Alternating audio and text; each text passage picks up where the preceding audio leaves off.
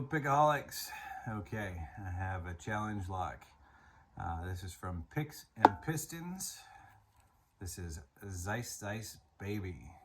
This is number 6 padlock. This is in a Zeiss Ikon cylinder and a very nasty little keyway. Does require a thinner pick. And this is our key and the bitting. Let's get into it. I did pick this yesterday. This is a very, very tight tolerance lock to begin with, is my understanding. This is my first one that I've come across. And you need a very, very thin pick to get in there. SS Devs work well, but I found this pick works really nicely. This is my lock picking Dev pick. It's thin enough to get through the warding and pick from the bottom. This lock has had some heavy-handed pickers with probably some thicker picks in it, because some of the warding is, and that's something I didn't show, that the key actually works. I'll do that at the end.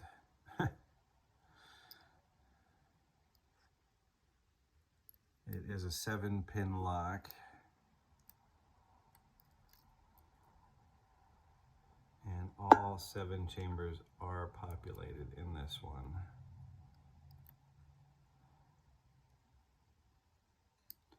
It is a very precise pick.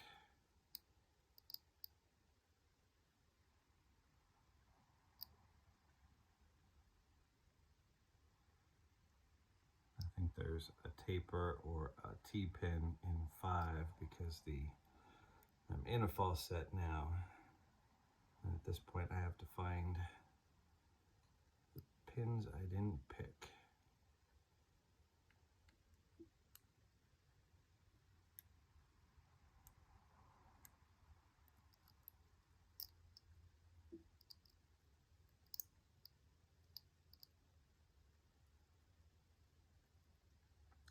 Pick placement in this lock is key.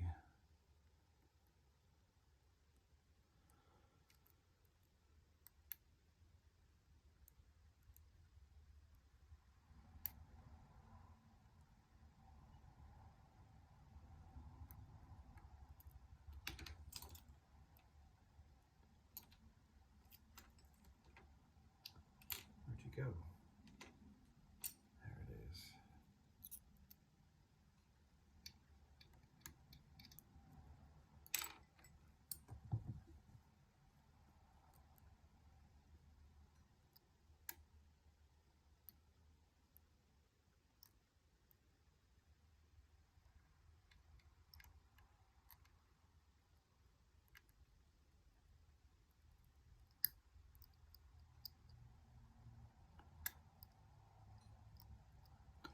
You have to pick the first 6 pins first. And I think I might be there. Nope, number 1 is still. There we go. Set number 1. Number 2 is still.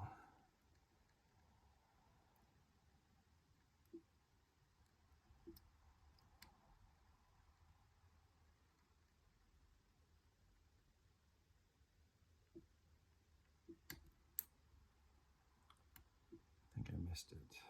Slipped off the pin. Yeah. There we go.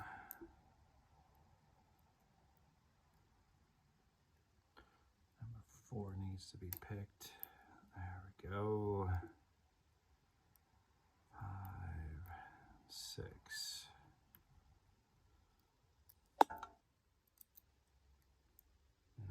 Dropped 1. This thing drops pins like you wouldn't believe.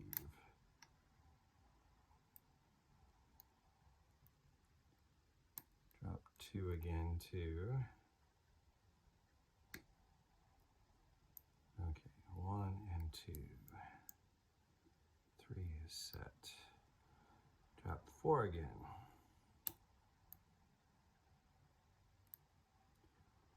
get it that time. I think so.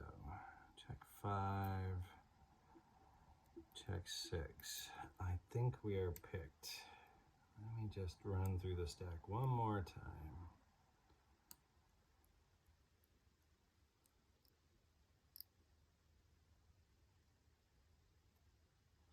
You can pick through the warding to get on top of the pins. I think we're there. Then you have to pick 7, and you need, this is almost a pick breaker because it is so, you have to, it has such a strong spring on it, and you have to lift it really, really high. There we go. Not too bad, 6 minutes. And that is open. Past 90 degrees. I'm gonna have a feeling that there is nothing in this lock that is not correct from the feel of it. So we're gonna lock it back up. Key does work. Excuse me, splat. Let's get everything into place, and lock is off camera. Let's bring it down.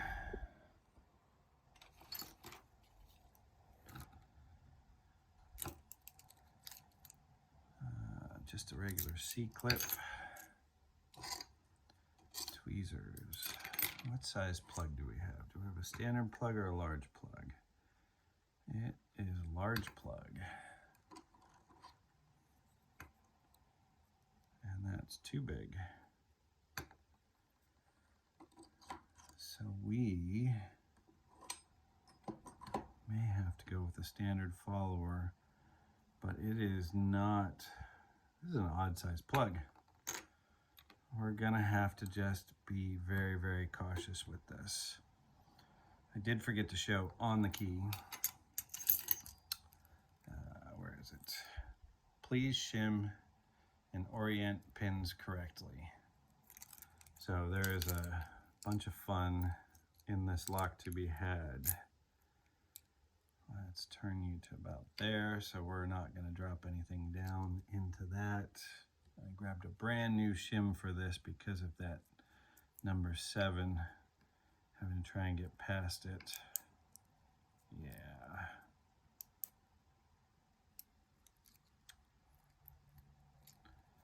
That may be a problem to get past. There we go. There we go. Twist you. And I think I moved the shim. I did. There we go. Get all the way in there until you start to push the plug out. There we go. And let's cross our fingers.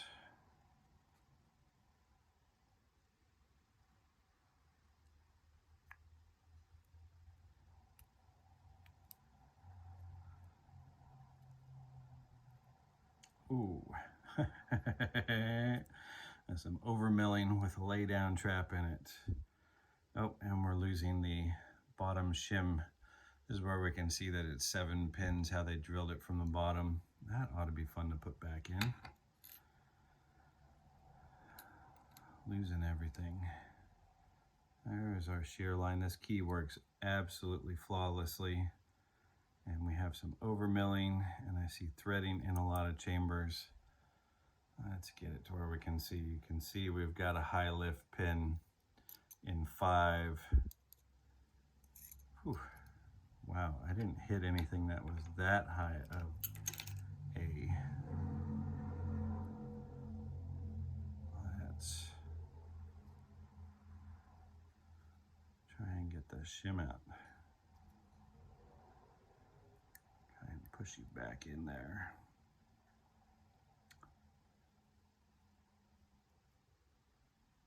That shim doesn't want to go forwards or backwards. That is in there so tight. I think I might have to just try a couple of different shims, just getting this in and out.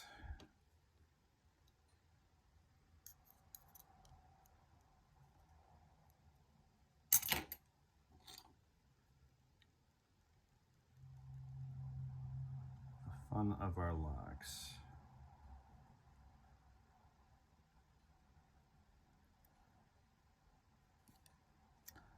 that last spring is so rough. Actually, you know what? Let's get the pins out of the plug first. I'm going backwards. I'm excited that I got this one on camera. Number 1 is a standard. Number 2 is a standard. Number 3 is a standard. Number 4 is a standard. These are huge pins. Number 5 is a standard. Number 6 is a standard. Why would we change directions at this point? Oh, interesting. You can see how that 7th pin actually has a hole all the way drilled through. That's crazy. That's a pin that's been added. You can see by the green on it. It's not an original pin to the lock. But we are, let's get back on camera. Clean on 1, threading on 2, clean on 3. This giant over milling for a lay down. Threading on 5, clean on 6, and clean on 7. This is going to be so much fun to put back in. And oh my goodness, a monster spool.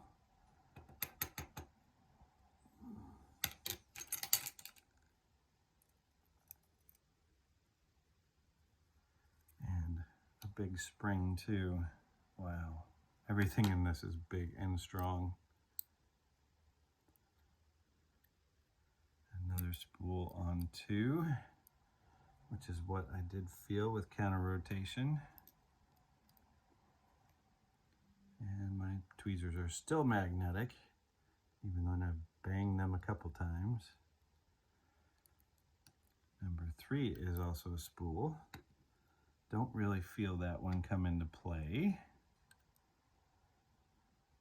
Number 4 is also a spool. Long skinny spools. And a bronze spring. I've got different springs going on here. Let's go backwards. Yeah. There's a spool on 7, a little tiny spool. And a lighter spring. A giant, massive lighter spring.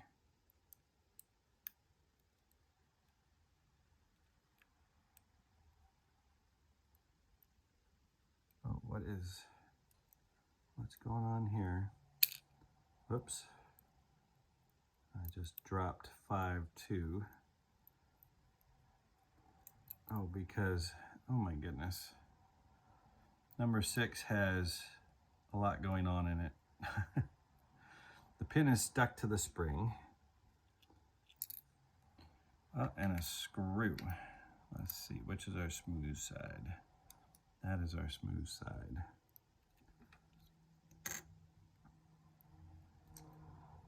On 5. I don't see anything that has gone through the bottom. Maybe there is. I'm off camera. Let's get some more light on the subject here. I think the upper is clean.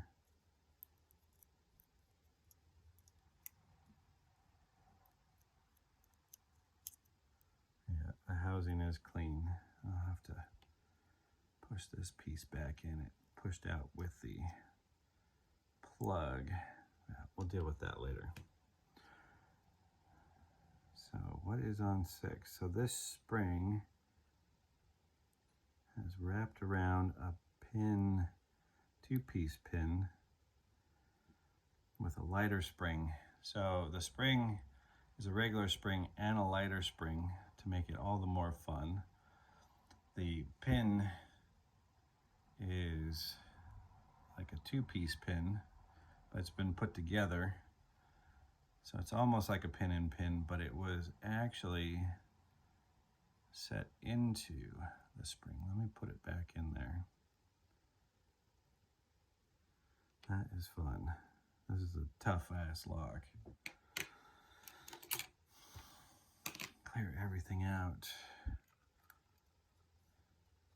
So all the bottom pins are standard, and we have these giant spools.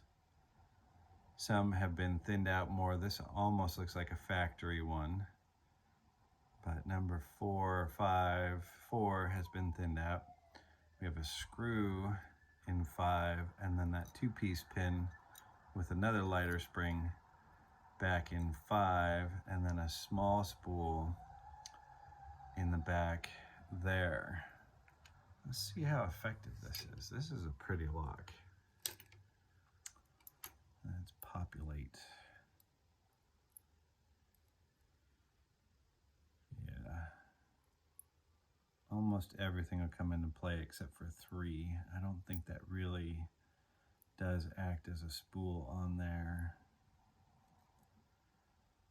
And on 5, 6, 7. So used to 6.